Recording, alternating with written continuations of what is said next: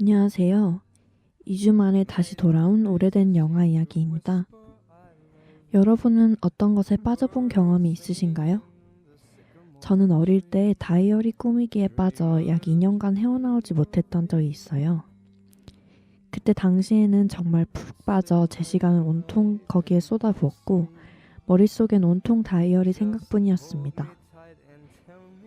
부모님께서는 당연히 좋아하시지 않았지만 저는 정말 그것에 열중했었던 기억이 나네요.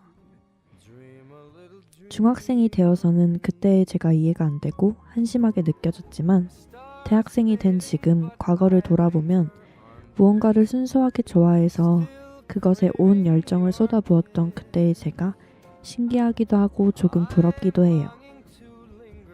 다이어리에 그저 일정을 적고 그거에 맞춰 살고 있는 지금은 조금 공허한 느낌이 들 때가 많거든요. 이제 한 해가 바뀌면 저는 그때처럼 한 가지를 찾아 열심히 해볼 생각입니다. 어떤 것이 좋을지는 자연스럽게 찾아가려고 해요. 영화가 될 수도 있고 다른 것이 될 수도 있지만 무언가는 그리 중요하지 않다고 생각합니다. 여러분도 한 해를 잘 매듭짓고 새 출발을 준비하는 11월, 12월이 되셨으면 좋겠어요. 오늘 소개할 고전 영화는 바로 전함 포템킨이라는 영화입니다.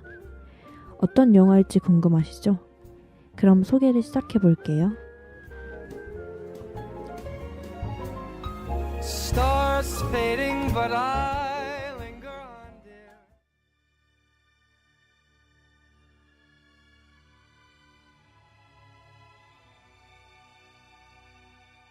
전함 포템킨. 정말 오래된 영화인데요. 포템킨은 전함의 이름입니다. 이 영화는 1925년에 러시아에서 개봉한 전쟁 혁명 영화입니다. 1925년은 러시아 혁명을 시점으로 정확히 20년이 지난 해이기에 영화는 이를 기념하기 위해 만들어졌습니다. 즉 영화는 러시아 혁명을 배경으로 합니다. 그렇다면 간단하게 러시아 혁명의 흐름에 대해 알아볼게요. 1904년 12월부터 1905년 1월까지 상트페테르부르크는 파업으로 도시가 마비된 상태였습니다. 군중은 차르가 있는 겨울 궁전으로 몰려갔으며 노동 조건을 개선해달라고 청원했습니다. 이에 육군이 방아쇠를 당겨 수백 명 군중이 사망했습니다. 붉은 월요일이라 부르는 학살 사건 이후 반란은 더욱 확장되었습니다. 특히 1905년 6월 14일에 전함 포템킨 사건이 일어난 다음부터 오데사뿐만 아니라 블라디보스토크와 크론시타트에서도 잇따라 봉기가 일어납니다. 그로부터 20년 후 1925년 러시아는 영화를 선전 도구로 사용하기로 결정하고 영화 전함 포템킨을 요청합니다. 즉 이 영화는 혁명을 기념하기 위해 러시아 혁명 지도부의 지원을 받은 선전 영화인 것입니다. 그럼에도 불구하고 이 영화가 일명 죽기 전에 꼭 봐야 하는 영화에 있는 이유는 바로 영화의 기법에 있습니다. 여러분 혹시 몽타주 기법이라고 아시는가요?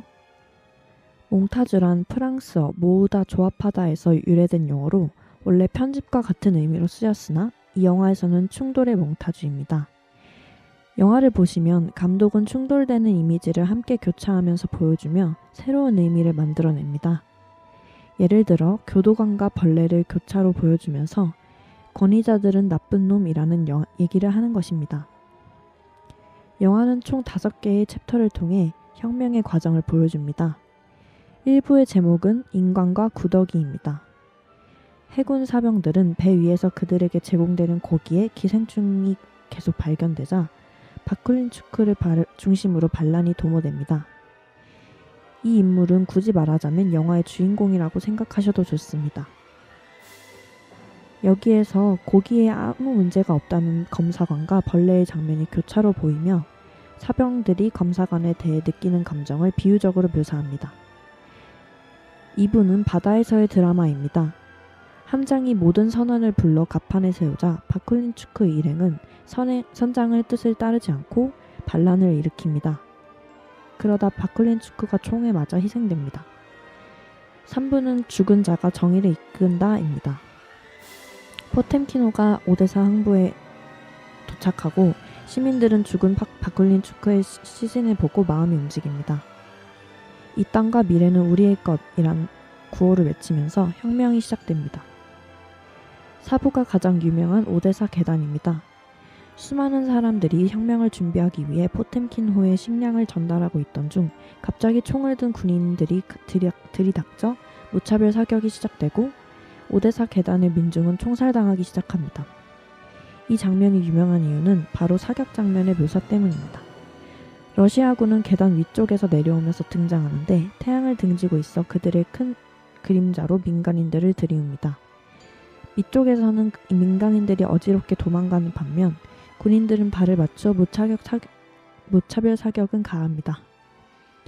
또한 이 씬에서 가장 유명한 유모차 장면은 이후에도 많은 영화에 모방될 정도로 그 긴장감과 위협감이 아기 엄마의 표정과 유모차가 굴러떨어지는 장면에서 생생하게 표현됩니다.